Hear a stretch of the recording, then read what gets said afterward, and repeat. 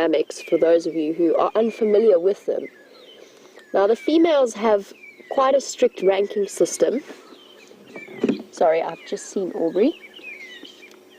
Yeah, Aubrey, I've got your visual. You can start coming north. You should see the big termite mound there.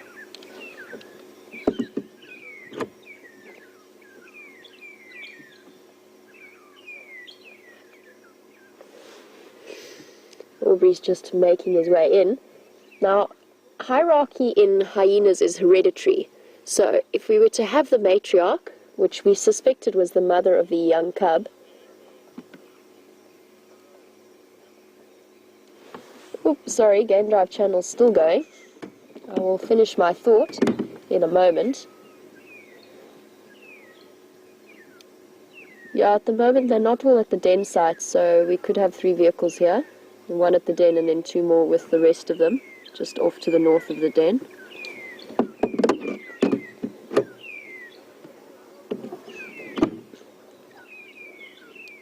It is quite a thick block.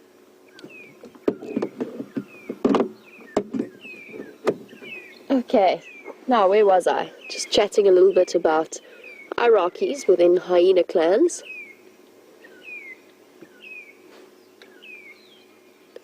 Now, Lisa G, good morning, welcome to the Sunrise Safari.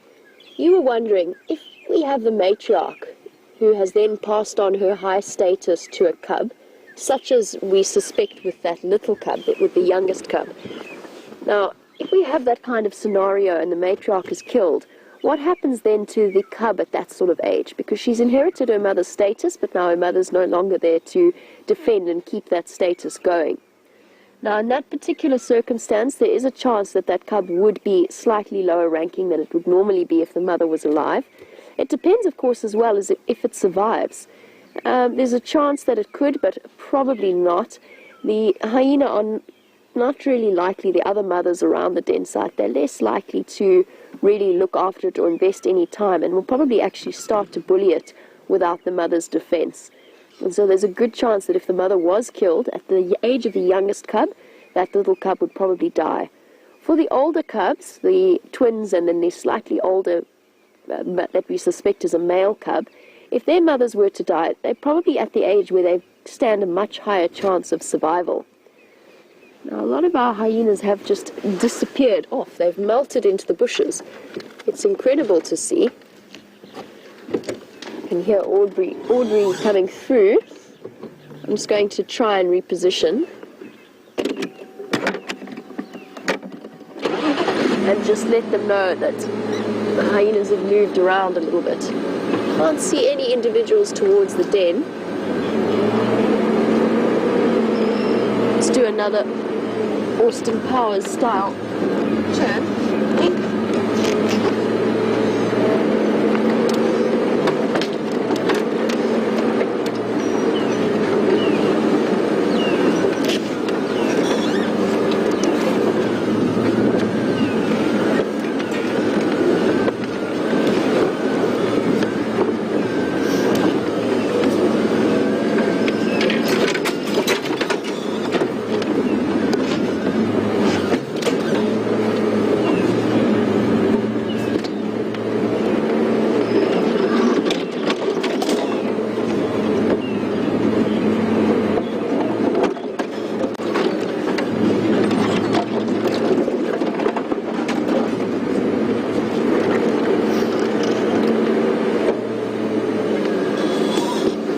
Hyena are keeping us busy this morning.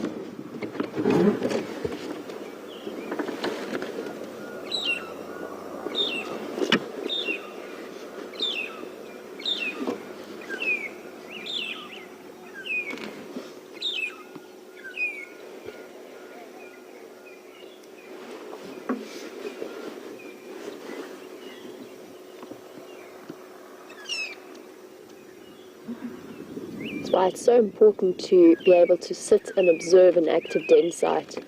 You get so much insight into the way that the hyena interact with each other. Now, I mentioned before that I think spotted hyenas are my favorite predator out here. And I've got a couple of reasons for that. One is their curiosity, but the other is their incredible intelligence. that they show in terms of problem solving and communication. In that respect, they really are quite phenomenal. I'm just going to once again get hold of Aubrey and let him know. Yeah, Aubrey, just to let you know, just as you arrived, they've started getting mobile northwest. I'm going to try and stay with most of them, but there was the youngest Mapimpan at the den.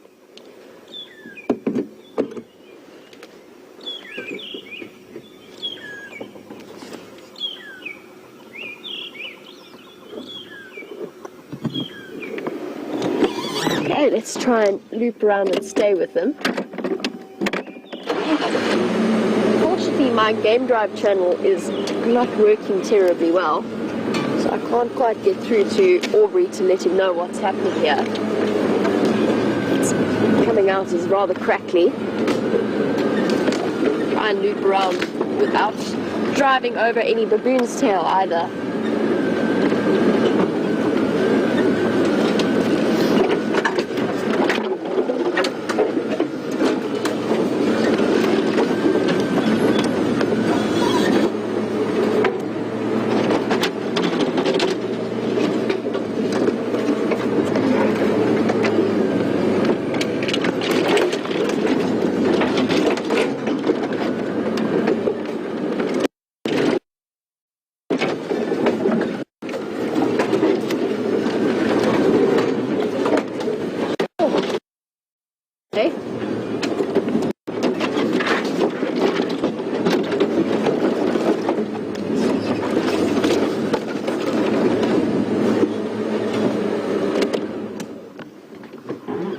Stopping for a moment, we've got one of the hyena cubs.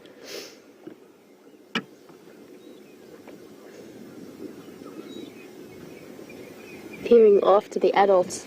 I don't think they're going to go too far, but it is a very thick block.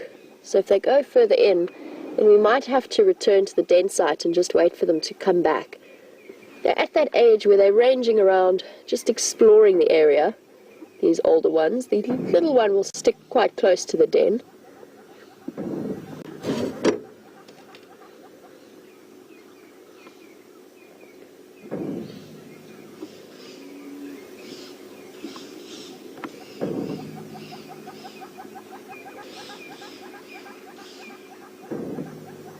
All tucked away in quite thick vegetation. I think for the moment, let me try and reposition.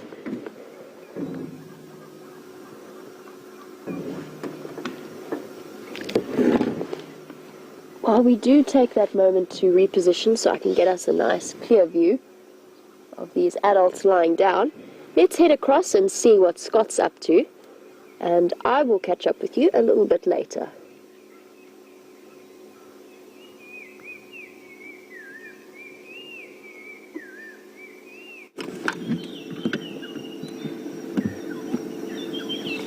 Welcome back, everyone, and sounds like you're having a wonderful sighting with Jamie at the hyena den. Let's hope she can keep up with them as they've moved off.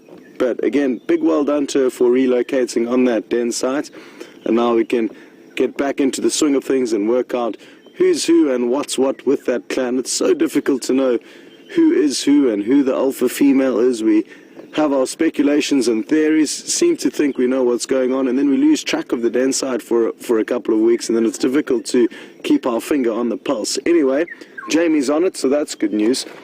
I'm just checking. There's a strange shape in a marula tree kind of sitting upright, and it's just these strange shapes that you need to look for when trying to spot animals. Let's see if I can move the vehicle forward a bit. I don't think VM's going to have a good angle. Let's just try though. You see the marula that's at like 8:30, VM? It's to the right. Yeah, I don't think you're going to have a good angle from there. We'll have to move forward a bit. Keep coming in like that, you can see. I can't get your little gap. Oh, there it is. Little funny, strange shape. But it looks like it's just a branch poking out on the left of the marula tree, and it's not what I was hoping it was. I was hoping it was a leopard. sitting up there with a kill. I'm still actually not convinced I know what it is though. Let's try and get a little bit closer and get to the bottom of this.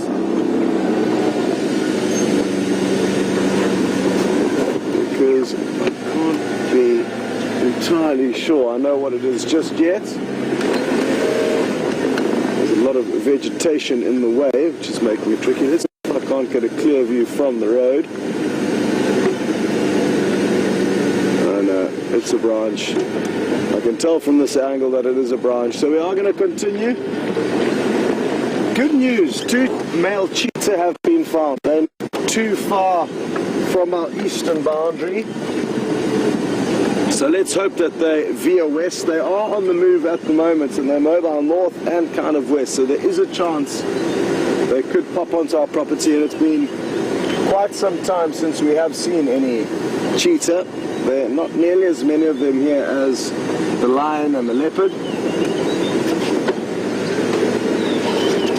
So that's why I'm going to continue lurking around this eastern boundary in the hope that they pop up. There's been no further sign of any other animals here. That's not to say they're not around, it just means that I haven't seen any clues or footprints or tracks in the ground.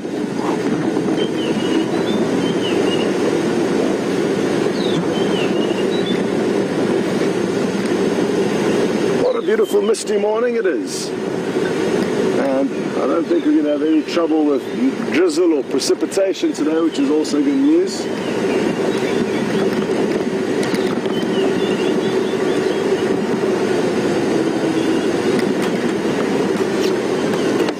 All these little buds, absolutely awesome, popping out of the silver cluster leaf. Look like hundreds of tiny little LED bulbs glowing.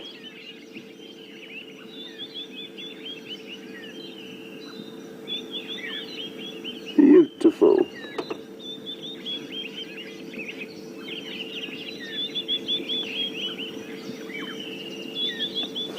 And while we stopped looking at this fresh green growth, you can appreciate a lot of bird song.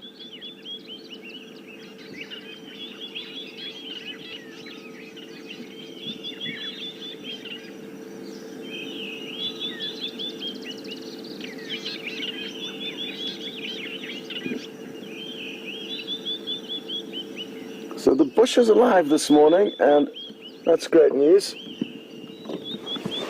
But we're going to continue now after that little break. And it's so useful to stop and appreciate the smaller things, because so often while you stop looking at them, you get information as to what else may be going on out here.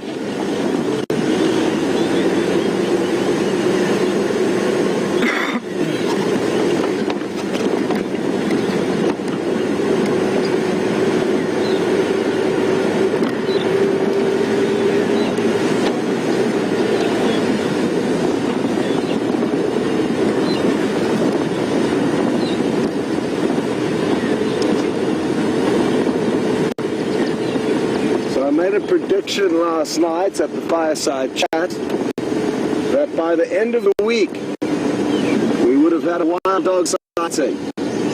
And what we'll see again, because I can't even remember when last we saw wild.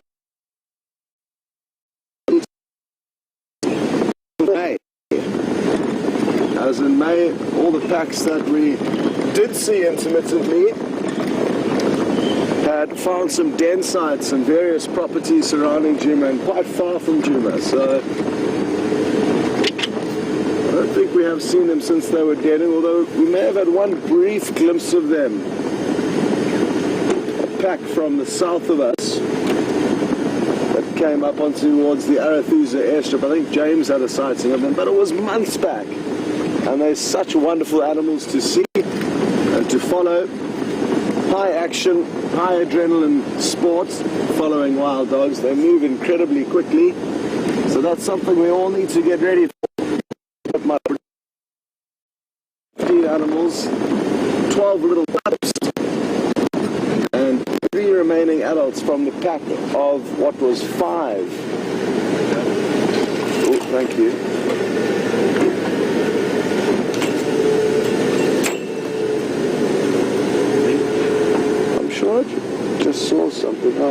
plug my earpiece back in. Quick click, we need to send you across to Jamie. See you shortly.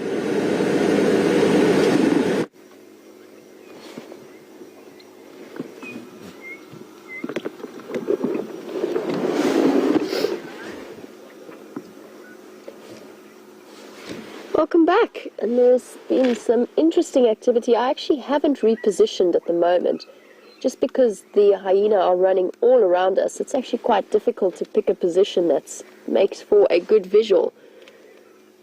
Just a few moments ago there was a little bit of cub bullying, but they've disappeared off into the thick block to my right.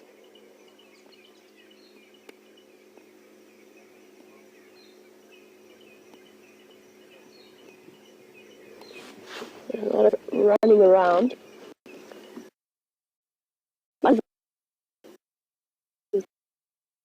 Suckle.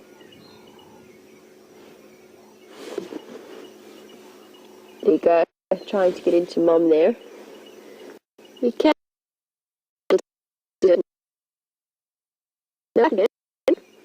They're just running around a lot, and I'm not going to cause too much disturbance by trying to follow them. But let's see if we can get a slightly clearer look at this mother and her cub suckling away in the early morning.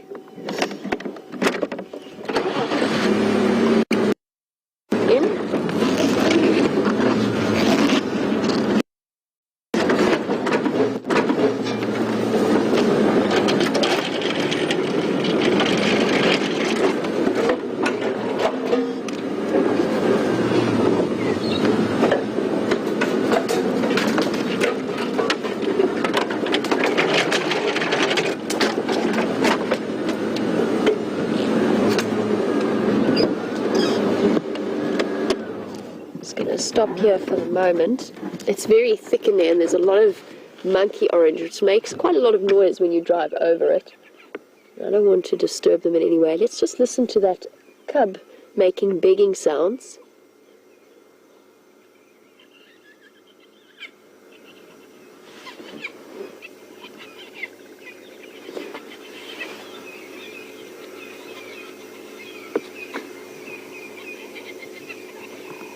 Can you hear those soft little whimpers?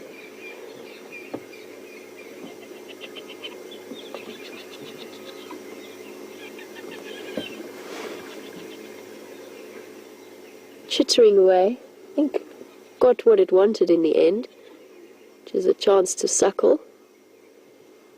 They are starting to get a little bit big. You can see struggling to get in there. I know it is tucked away behind some grass, but at this age, for these twins, at this size, only one of them can really suckle at a time. The other one's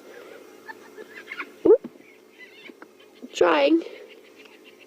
That's definitely a begging sound.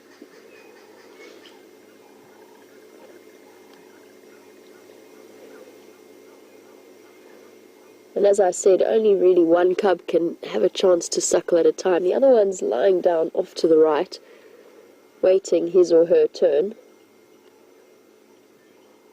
This is the one, I think, that is a male, just judging by how much smaller it is than its sibling. And if it is a male, then a lot of the time it's going to be outcompeted for access to mom. And you might even find that it's weaned a little bit sooner. Now, just on the subject of hyenas growing up and getting older, Kathy from Tennessee would like to know, at what age do they start heading out on the hunt with the adults? And they're definitely still too young. At about around a year and a half, maybe, they reach sub-adult stage and they might be able to keep up with the adults. If they are males, then they're already going to start hunting for themselves, because very soon they're going to become nomadic and independent from their clan and from their mothers. They get bullied to the point of leaving of their own accord. So for this little guy, if it is a little boy, which I suspect it is, he will be out of the clan a little bit sooner than his sister, probably at about a year and a half to 2. he'll start separating himself. But then for the cubs that are sticking with the clans, for the females, they'll be heading out with their mothers at about 1.5 to 2 years. Now, the interesting thing about hyena clan dynamics is they don't all live at the den site. Only the cubs live at the den, and the mothers of the cubs will come by to feed them, obviously, and to look after them. And then the rest of the clan will rotate through and visit, but they'll split off. They're quite happy to go off on their own or in groups of 2s or 3s and patrol the clan's territory and spend nights apart, only really gathering around the den site or gathering around a large kill. Or, if there's an interloping group of hyena coming through, because the clans are territorial, then the rest of the clan will come together and fight them off.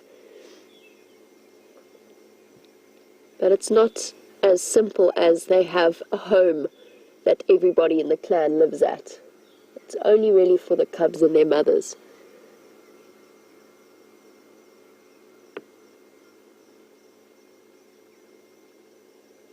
They've settled down quite happily. I'm still looking around to see if I can see the other cubs anywhere around.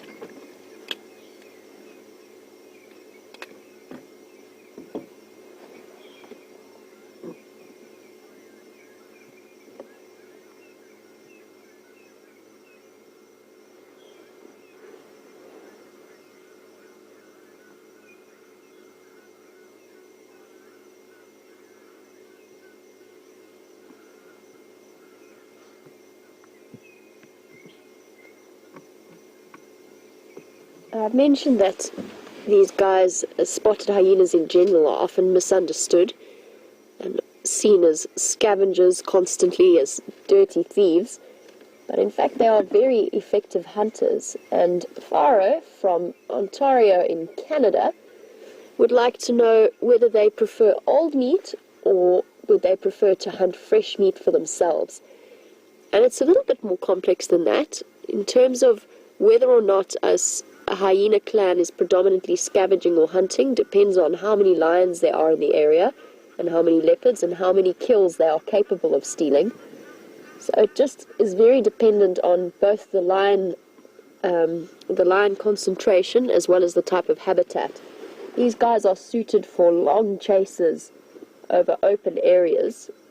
They've got incredible stamina.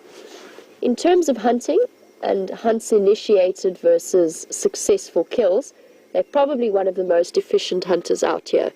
They've got a 70% to 80% success rate, whereas with lions, a lot of the time, especially for groups of just females, that sits at around 20 to 40%. So hyenas are much, much more effective at hunts and completing them. They don't have a preference, if I'm honest.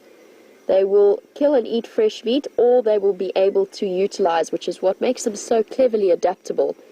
They can utilize and consume bits of carcass that no other animal out here can.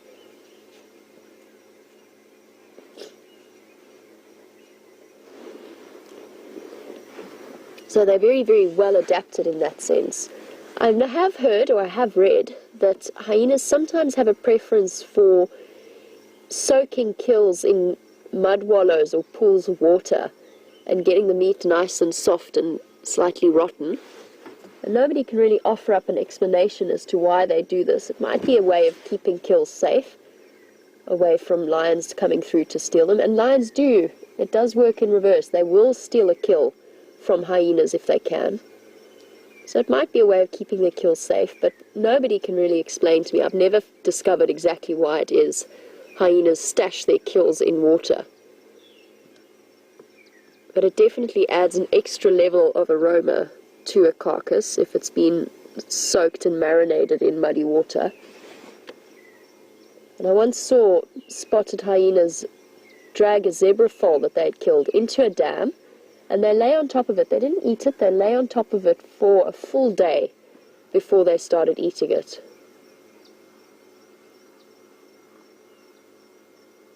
But in terms of preference, what makes these guys so well adapted is that they're not fussy.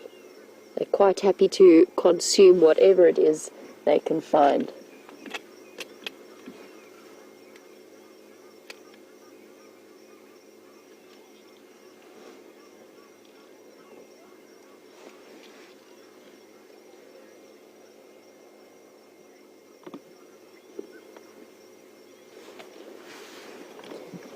Well, we've got this quite contented picture of the hyena cubs suckling.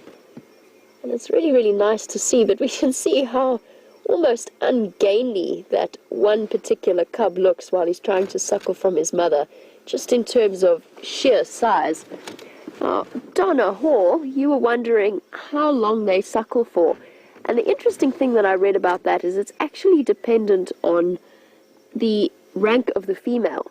So the lowest ranking females will they will wean their cubs off the milk far earlier than the dominant ones.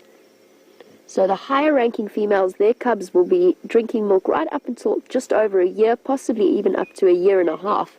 Whereas the lower ranking ones will wean their cubs around possibly 6 months, although that's quite early, that's one of the earliest recorded cases, all the way to about 9 months old.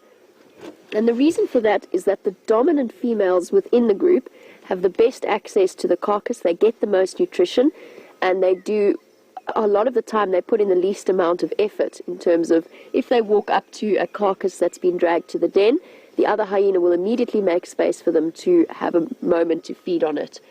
So in terms of pup or cub rearing, the cubs who come from higher ranking mothers are much, much better looked after than those of lower ranking mothers. And the interesting thing about hyena dynamics is, although that system sounds unfair, it works out really well for them. But not only that, sometimes a matrilineal line, so the one group of females and her daughters, it might start to get smaller and smaller. Maybe a couple of them have died, maybe some of the cubs haven't survived to adulthood, and it is a tough world out here. And if that happens to the point that one of the lower ranking female lines consists of more hyenas, it's even possible to have a coup. So all of a sudden there'll be one massive fight from the lower ranking hyenas who just decide they've had enough of this, and they rise up and they actually displace the higher ranking females. It doesn't often happen, but it has been recorded to have happened. So really interesting. That's what makes them so fascinating. They're not bound by the set rules that you read about in books. There's all kinds of interesting exceptions to the rule. But at the moment, these hyenas lying here seem to be perfectly content.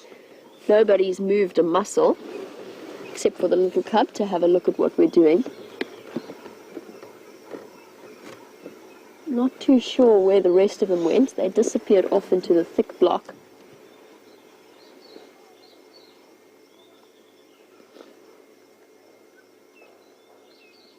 And shame, if this little one is a male, then he's probably spent his time being quite significantly bullied by his sister. But better to have a male and a female cub rather than two females, because with two female cubs the fighting and the competition is incredibly intense. If he is a male, then he would automatically assume a slightly subservient stance.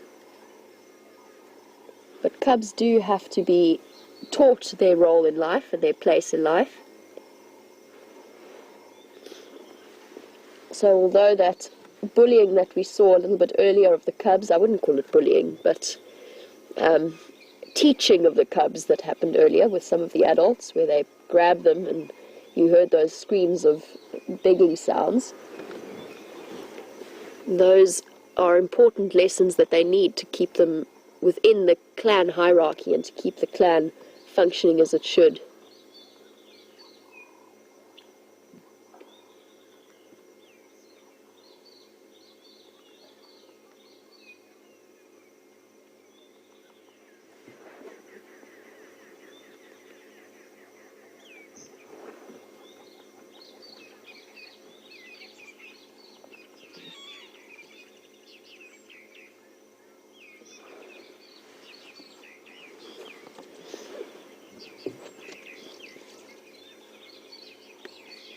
We have a question while we've got these wonderfully young cubs here, and we've seen a couple of the older females coming through. And Carol from New York, welcome to the Sunrise Safari. You would like to know how long hyenas live for. And I know of individuals that have lived, older females who've lived up to 16 years old or possibly even older. I'm just double checking in my book to see what the longest one has ever been, but I know from sort of between 13 to 16 would be considered quite old for a hyena. And I think that in terms of the females will probably live longer than the males just because they are bigger, they have less conflict, and they've got the protection of the rest of the clan. But yes, I'd say for a male, probably averaging 10 to 13 years. Females, I knew of one that had reached 16, but I think that was an exception rather than the rule.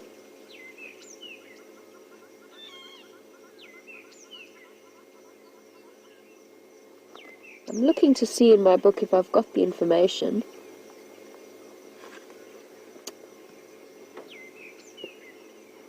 The only thing I've just read is that females may put on weight for 10 years. So that's why when you see an older female, they look so absolutely enormous.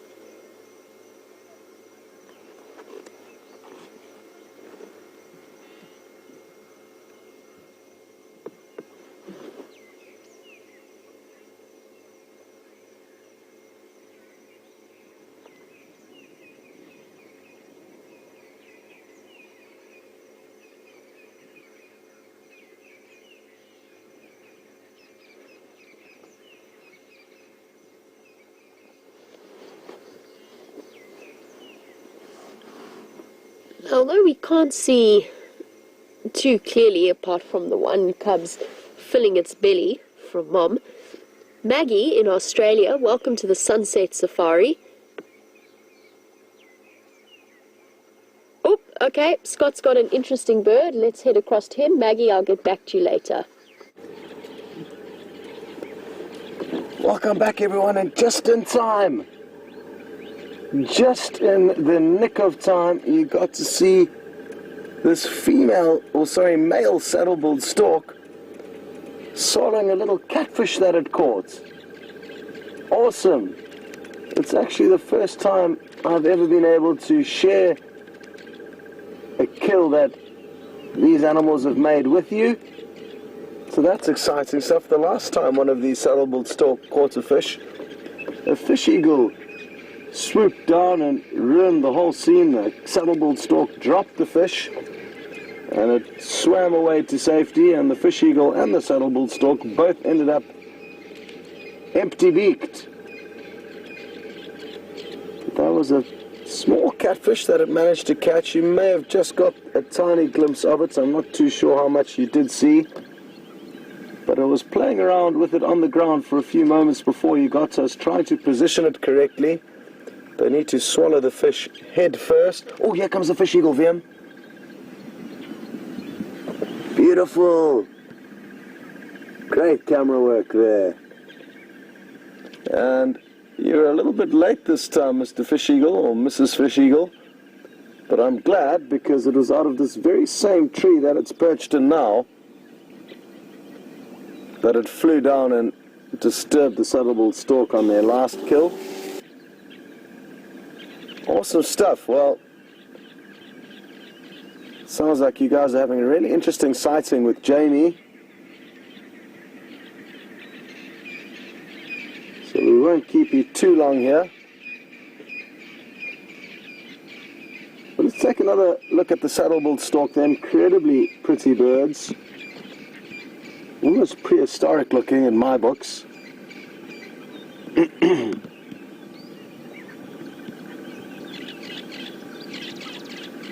And after its last meal, I'm surprised it waded straight back into the water around now. I think it's waiting patiently for potentially another meal. It's probably factoring into its equation the fish eagle sitting nearby, which it knows is going to cause trouble for it. And that's why it appears to have slipped into go slow mode.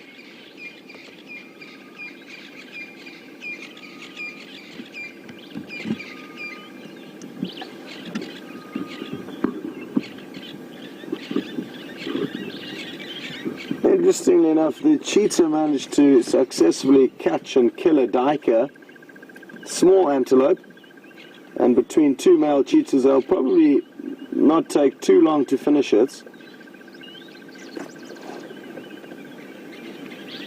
but it will certainly slow down their movements, and I hope that they'll come onto our property this morning. So that's an update on the 2 male cheetah to the east of us on Torchwood. Some francolin calling loudly off to our left.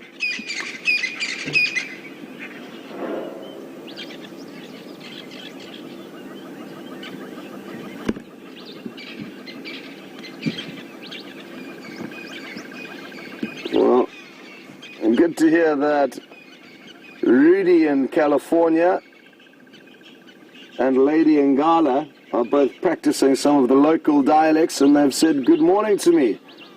And good morning in the local Xitsonga language is Avushoni. And Goeiemorgen is also good morning, but in Afrikaans. And those are the 2 words they used to greet us this morning, and very happy to hear you are making an effort on the local language. If and when you guys do ever make it out here, you will blow the staff away if you know just a few words in the local language, so it's a good idea. And the local word for a bird is an inyoni, spelt N-Y-O-N-I, nyoni.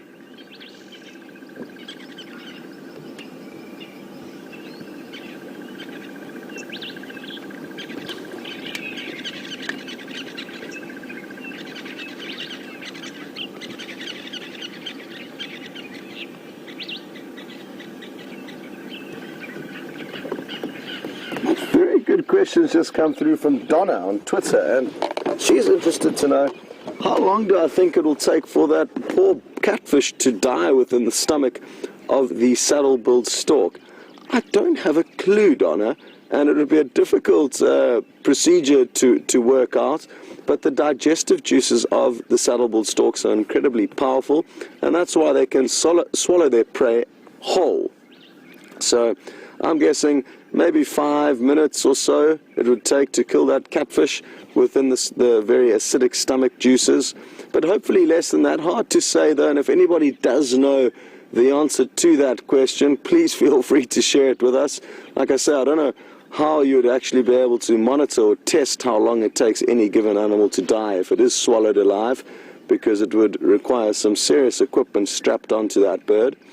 It is important to bear in mind that catfish are incredibly tough animals, especially these sharp-toothed catfish that we get here.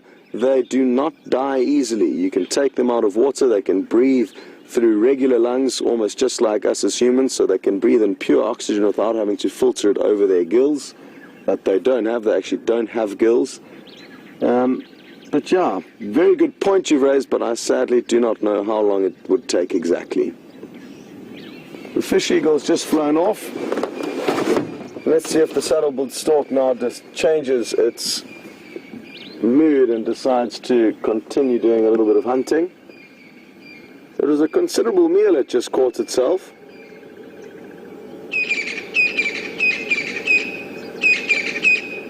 And the majority of the catfish that remain in this puddle are large, about 4 to 5 feet in length. So far too big for the saddle-billed stork to swallow.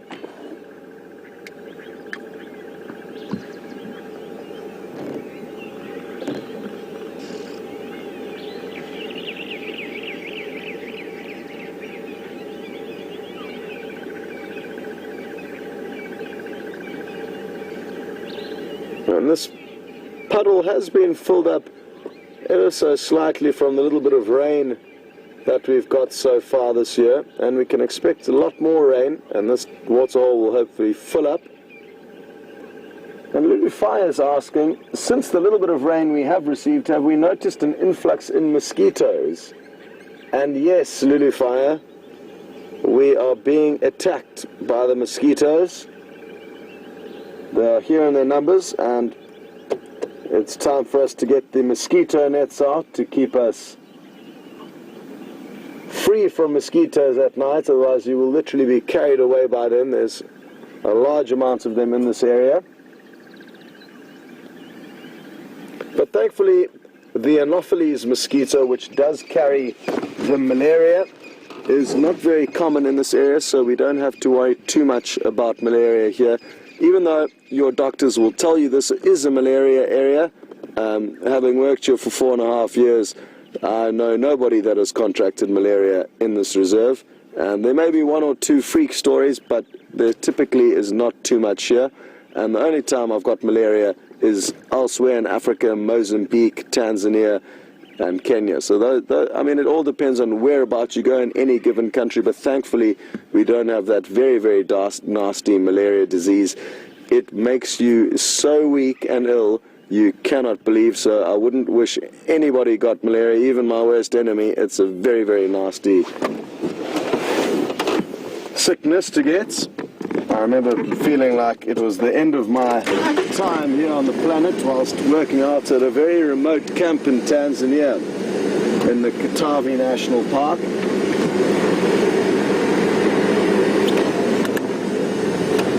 And I had to actually send an aeroplane from a very wonderful company called Flying Doctors, and basically anyone who works out in the bush in East Africa, or any tourist that actually comes on holiday in East Africa, is obliged and almost forced to buy into the Flying Doctors scheme, and for a very small fee you get covered if anything happens to you out in these remote camps, and they'll send out a plane to collect you. And that's what happened in my case. It was a 4.5-hour flight that they had to send a grand caravan from Nairobi, the capital of Kenya, deep into the southern reaches of Tanzania, where they collected me and flew me back in a flying ambulance, and they raced me into the ICU in the Aga Khan Hospital in Nairobi just in time to do what they needed to do to get me back to life. But very nasty memories of that sickness. It was well worth getting it though, because the places that I got to travel and explore in Tanzania where I contracted the malaria were some of the most beautiful places I think on the planet, at least that I've seen so far.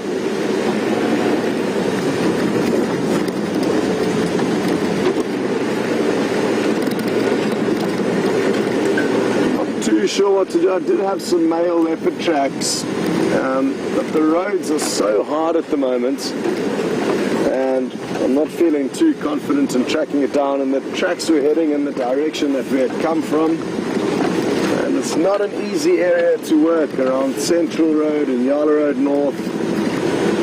Hard to say which leopard it was. It looked like a large male, but it could have been 15 or maybe. Liam's just spotted some Wahlberg's eagles. Just landed up on their nest.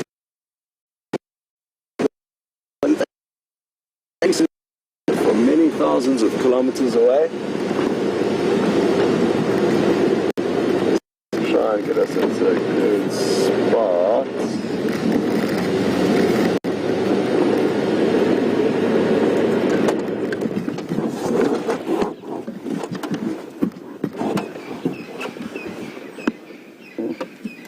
So these are intra-African migrants. They don't leave Africa during our winter, but they still head far north of the equator. And like I said, isn't it absolutely wonderful that they come back to the same very tree that they nested in last year? These two are easy to distinguish from other Wahlbergs because it's a pair of two pale forms, which is not hugely common. Usually you get a mixed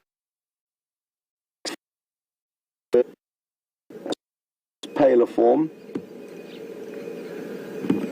And you can see the individual in the nest. Hard to say which is male or female, but one of them is busy doing some housekeeping. And you can see they've actually picked some fresher leaves or branches which actually still have leaves on them. That looks like it could be a guarri branch, to lay at the bottom of the nest where they will be laying their eggs shortly.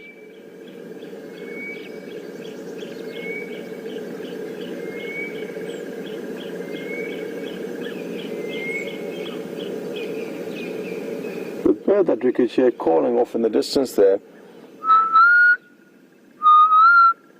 was a grey-headed bush shrike, an incredibly pretty bird, cousin of the sulphur-breasted bush shrike.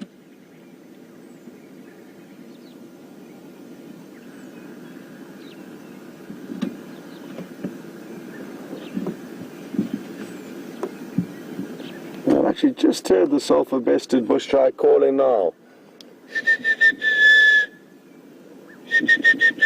But it's a little bit off in the distance.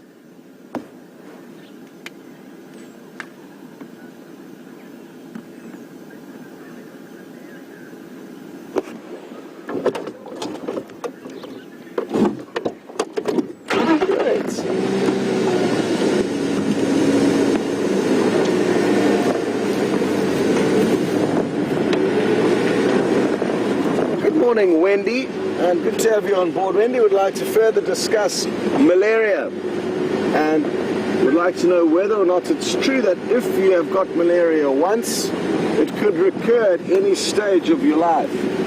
And that is true, Wendy, but it's only pertains to certain strains of malaria. You get many different types of malaria, and the one that I got is not a recurring one if killed properly, and that was the problem that I faced. I got malaria for the first time and I was treated in a small town called Mwanza on the banks of Lake Victoria in Tanzania, and the hospital that I was in was very, very basic. I had to send the housekeeper who came in and kind of cleaned the ward every morning. You'd give her money to go and buy you food and water off the street. So that was the kind of hospital that I was in. They didn't provide you with food or even water. And I mean, the doctors did a great job in treating me, but I guess they failed in that they did not kill the disease entirely. And 2 weeks after leaving, thinking I was better, it kicked in again. So then I got flown to Nairobi and they treated it properly and killed it off once and for all, and then there were no problems. So that was an example of where people may get confused. It didn't actually recur, it just wasn't killed properly. So certain malaria strains can be completely terminated, but others may come back to haunt you for the rest of your life. So it all depends on where you contracted and which specific strain you contract. Interestingly, the one that is the easiest to treat is the cerebral one, which is the one that I got. So even though it's the one that kills most people in Africa, it is the easiest one to treat. So it responds the best to treatments, whereas other less dangerous ones may respond less well to the treatment, but they are less deadly.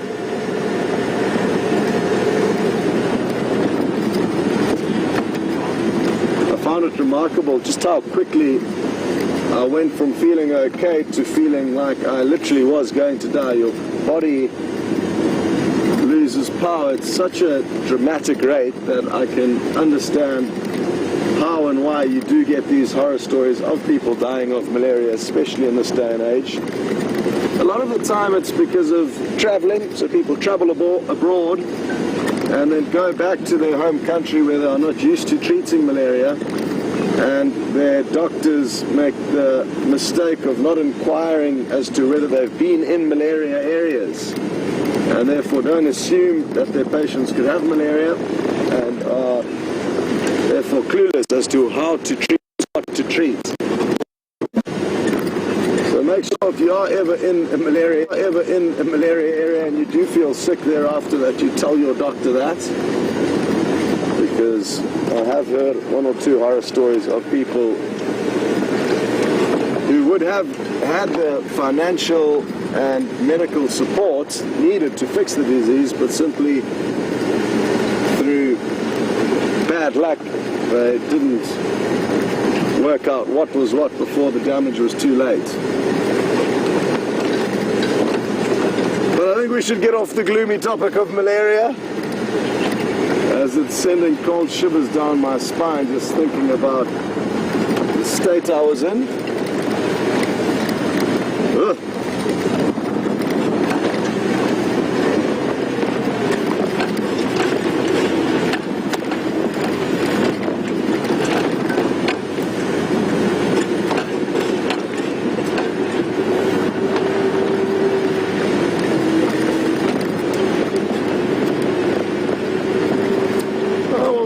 happy to hear that Rick and Susie, some of our safari fans in Hawaii, tuned in. I haven't heard you guys send through a question for a while now, and they would like to know if we do any work on the waterholes during the dry season, or dredge them, get any of the mud out. And no, there's the only thing that the landowners will do with the waterholes is pump water into them.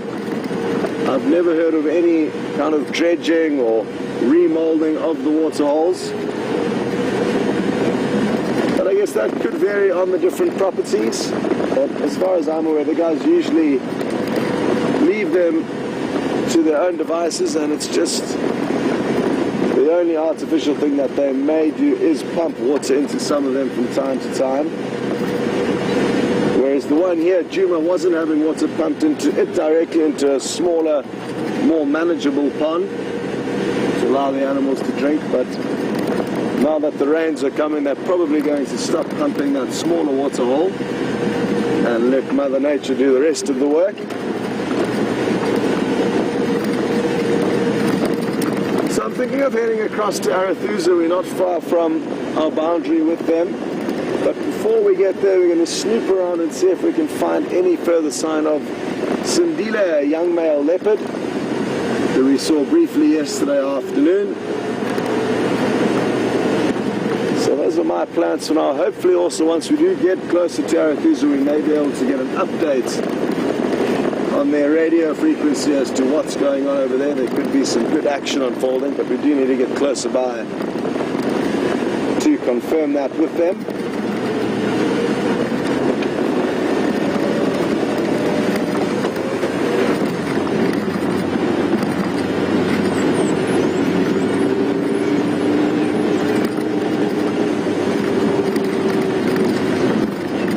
Cheetah, I've just heard of. We're going to take a chance here. There's a very pretty bird. It's flying around wildly, but it looks like it's trying to court a lady. I'm just going to stop here. It's in those green bushes there. Let's see if we get a glimpse of it. They could even be mating if we get really lucky. Oh. No. It's gone, but what I am going to do is find a picture for you in my book very quickly. It was a sunbird, or a pair of sunbirds that were courting, and it was the individual on the top right called the scarlet-chested sunbird. Look at how beautiful that bright red scarlet patch is, and when they are glistening in the sunlight, it is the most incredible coloring you will imagine. The contrast between that bright red and their black feathers is really beautiful. It's difficult to see this little green patch unless the sunlight's perfect.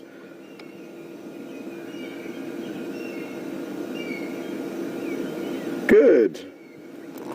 As I was saying though before we took a gamble and tried to show you that bird, was that the cheetah have already finished their duiker kill and are on the move again, but not quite tending west enough to come onto our property. But I just thought I'd update you that they have finished their kill, and it's interesting because cheetah do have to feed very quickly. They know that leopard, hyena and lion, all three of them will try and steal kills from a cheetah.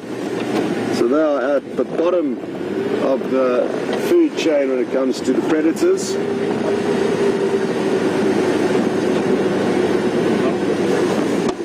Just spotted a mushroom growing out of a pile of elephant dung. Awesome.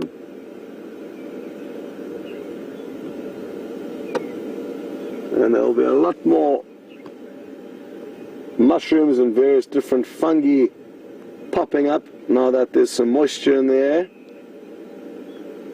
And they're going to help to decompose and break down a lot of the dung. We'll see a lot more mushrooms sprouting out of elephant dung. To be honest, that actually made me a little bit hungry. It looked delicious, but be warned before you know what you're doing when it comes to runs, because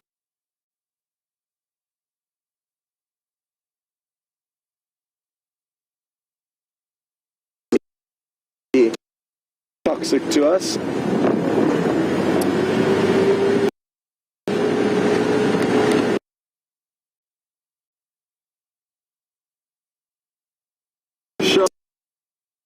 Sota is interested to know when we can expect to see the leopard orchids blooming out their flowers. And any time from now, Charlie, we'll have to keep an eye on them for you. And pretty yellow flowers that don't have a huge amount in the